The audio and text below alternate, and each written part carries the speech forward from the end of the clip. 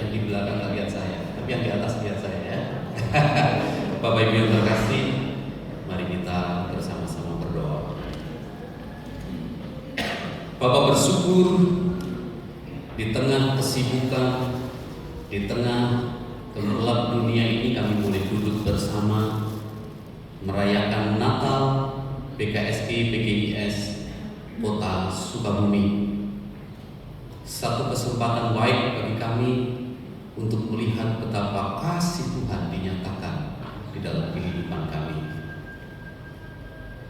Engkau memberikan kepada kami kehidupan, pengharapan, dan sukacita yang sejati.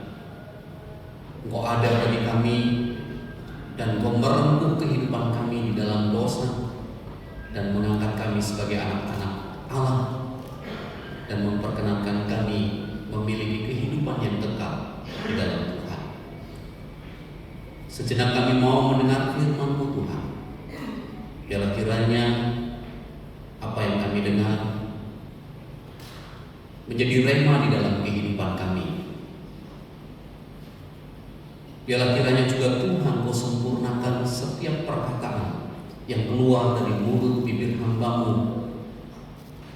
Dan biarlah kiranya firman itu boleh kami aplikasikan di dalam kehidupan kami. Di dalam nama Yesus Kristus, Allah yang kami sembah, kami berdoa. Amin. Shalom. Shalom. Shalom. Shalom.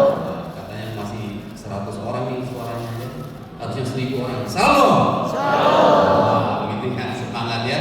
Selamat Natal, saya Pendeta Kristianto. Dan saya bersyukur, terima kasih panitia Natal PKSI dan PGIS memberi kesempatan kepada saya untuk menyampaikan firman Tuhan pada kesempatan Natal tahun 2024 ini. Kalau di dalam pembacaan kita, mari kita membuka Alkitab kita dari Lukas pasal 15 dan pasal 2.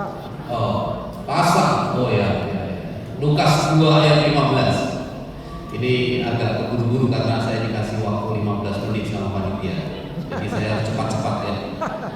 Lukas 2 ayat 15 dan Yohanes 3 ayat 16. Kita akan membaca bersama-sama.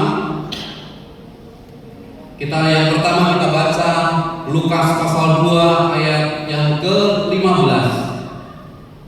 Kemudian kita membaca Yohanes 3 ayat yang ke-16.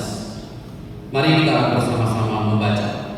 1, 2, 3. Setelah malaikat-malaikat itu meninggalkan mereka dan kembali ke surga, gembala-gembala itu berkata seorang kepada yang lain, marilah kita pergi ke Betlehem untuk melihat apa yang terjadi di sana, seperti yang diberitahukan Tuhan kepada kita. Yohanes 3 ayat 16, 1, 2, 3. Karena begitu besar kasih Allah akan dunia ini, sehingga Ia mengaruniakan anaknya yang tunggal, supaya setiap orang yang percaya kepadanya tidak binasa, melainkan beroleh hidup yang kekal. Tema Natal kita tahun ini, marilah sekarang kita pergi ke Betlehem untuk menerima kasih karunia yang daripada Allah.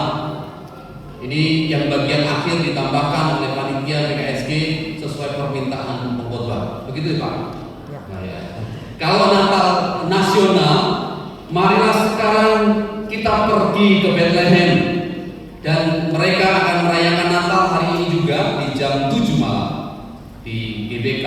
Kita belum punya GBK, makanya kita sedang mencari-cari GBK di Sukabumi. Kita membuat GBK supaya ada banyak orang di antara 7.500 orang Kristen Protestan di kota Sukabumi. Seharusnya kita bisa berkumpul bersama merayakan sukacita Natal. Di dalam Lukas 2 ayat 15 ada sedikit penekanan di TB 2, terjemahan baru 2, ada kata sekarang yang ditambahkan di dalam pemberitaan firman Tuhan di Alkitab kita di TB2 bahwa Natal itu adalah bagian yang fundamental di dalam kehidupan iman Kristen. Bukan hanya perkara baju baru, bukan karena jadwal yang padat di bulan Desember, bukan saja kemeriahan-kemeriahan yang kita bangun, yang kita buat, acara-acara yang luar biasa spektakuler yang kita sama-sama rayakan. Tetapi fundamental bagi iman kita, terlebih melalui tema Natal di tahun ini, menjadi bagian terpenting, menjadi momentum terbaik bagi orang-orang percaya, bagi umat Kristen di seluruh Indonesia ini untuk menyampaikan berita kasih Tuhan kepada orang-orang yang belum mendengar, bagi mereka-mereka yang ada di dalam kegelapan, bagi mereka-mereka yang belum mendengar berita tentang Yesus Kristus Tuhan dan Juru Selamat. Dia datang membawa kehidupan, memberi kehidupan, tetapi dia juga datang membawa pembebasan bagi kita dari hukuman dosa. Dia datang bukan hanya untuk lahir, tetapi dia datang juga untuk mati di atas kayu salib bagi dosa saya dan saudara. Oleh karena itu terbaik bagi kita setiap tahun menjadi momen bagi kita bersama-sama, yaitu pertama membawa berita kasih itu seperti yang disampaikan di Yohanes 3 ayat 16. Karena begitu besar kasih Allah akan dunia ini, sehingga Ia mengaruniakan anaknya yang tunggal. Karena begitu besar kasih Tuhan, seharusnya momen Natal ini dirayakan dengan sikap yang proaktif untuk membawa berita Natal itu, berita kasih Allah itu kepada orang-orang yang membutuhkan. Karena Natal bukan untuk orang Kristen, Natal bagi semua umat manusia. Natal, berita Natal bagi seluruh pribadi orang-orang yang ada di seluruh dunia. Mereka membutuhkan Yesus. Sudah sewajarnya bagi kita orang percaya, khususnya di kota Sukabumi, membawa berita Natal itu kepada tetangga kita, keluarga besar kita, kepada orang-orang di sekeliling kita, kepada mereka-mereka yang saat ini putus asa, kepada mereka yang saat ini kehilangan harapan, kepada mereka yang tertindas, kepada mereka yang saat ini membutuhkan uluran kasih yang daripada Tuhan. Seperti saudara-saudara kita di kabupaten yang saat ini terdampak banjir, mereka membutuhkan kasih Tuhan.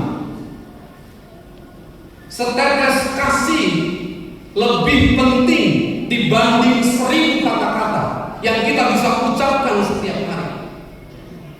Dengan kasih kita dapat membawa berita Tuhan. Injil Yesus Kristus Tuhan dan Juru Selamat seharusnya menggema dalam kehidupan kita, di gereja-gereja, di lingkungan kehidupan orang percaya. Seharusnya ini yang menjadi berita, headline news di dalam kehidupan kita hari lepas hari sepanjang Desember ini.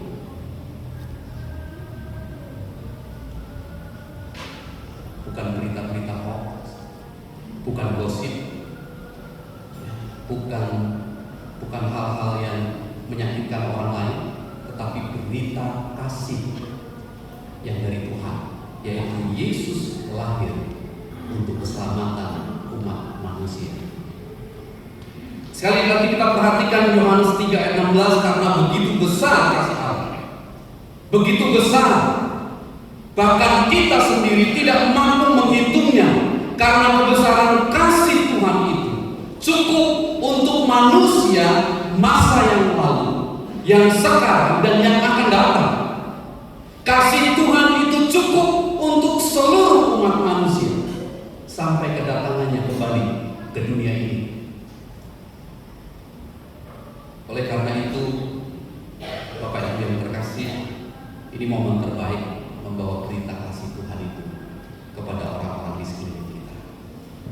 Jadikan momentum, karena Natal memang momentum bagi kita untuk membuat kehidupan yang lebih baik lagi ke depan. Selain berita Natal di Lukas pasal 2, mari kita melihat kembali di Lukas pasal 2.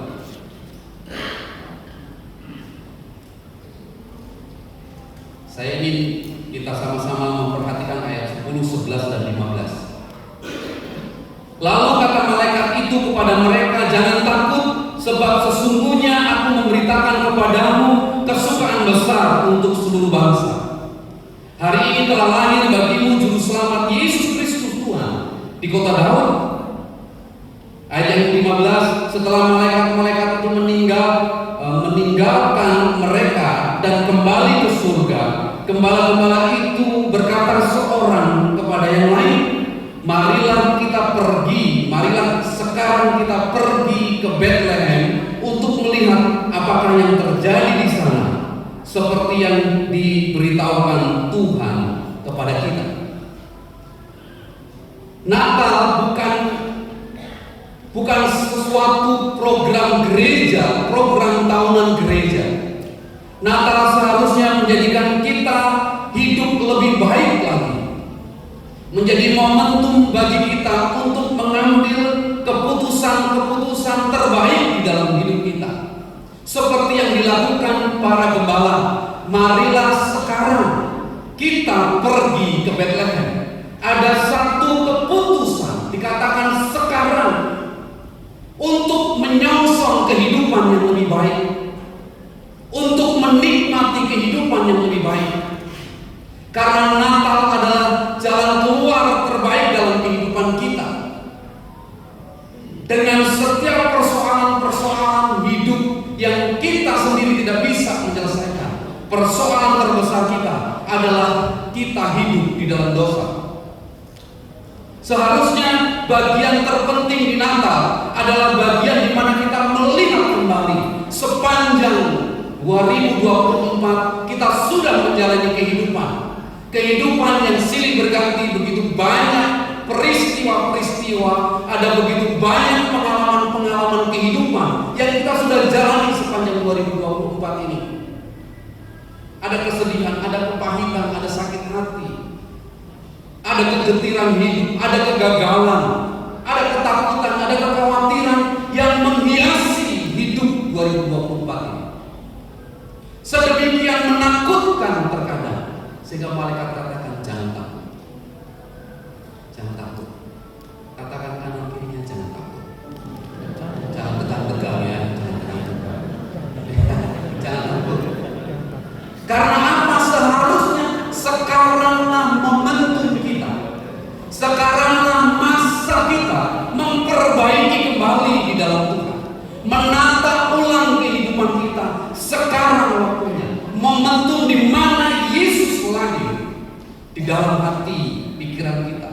Seharusnya ini menjadi bagian terpenting, bagian Natal. Bukan seberapa bagus kostummu, seberapa mahal sepatumu di Natal ini, bukan. Tetapi seberapa banyak keputusan-keputusan terbaik yang akan Bapak Ibu Saudara ambil di Natal ini menjadi modal untuk masuk 2025 bersama Tuhan ya, tentunya.